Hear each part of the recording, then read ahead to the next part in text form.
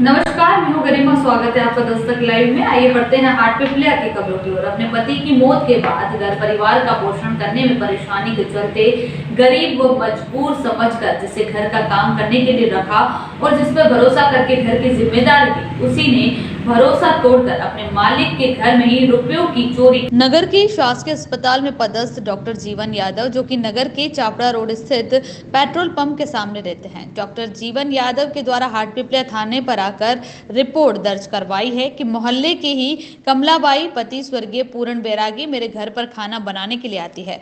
दिनांक 23 सितंबर की रात को मैंने अपने कमरे में बिस्तर के नीचे अपना पर्स रख दिया, जिसमें 40,000 रुपए थे। दूसरे दिन सुबह देखा तो बिस्तर के नीचे रखा पर्स गायब निकला।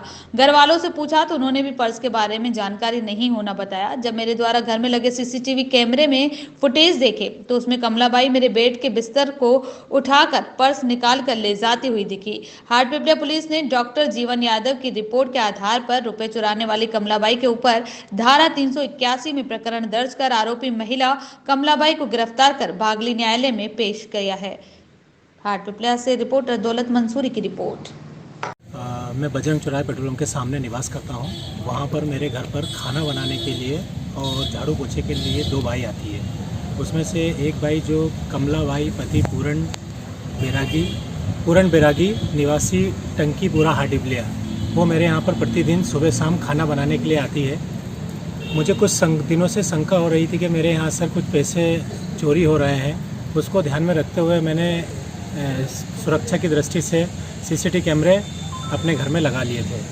लगाने के बाद में एक दिन जब मैं घर पर आया तो मैंने काले पर्स के अंदर 40,000 रुपये रखे थे। उसमें से कमलाबाई ने पैसे चुरा लिए।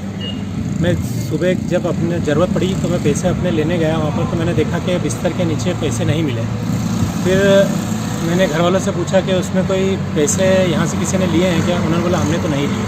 फिर मैंने अपने सीसीटीवी कैमरे में जब फुटेज को खंगाला देखा तो मुझे पाया गया है कि जो मेरी बहुत विश्वसनीय महिला जो थी, जो मेरे घर में काम करती थी, वो उस घटना को अंजाम दे रही है। फिर मैंने तुरंत आकर थाने वालों से सहायता लेकर और इस की कार्रवाई कर उसकी FIR दर्ज करी है।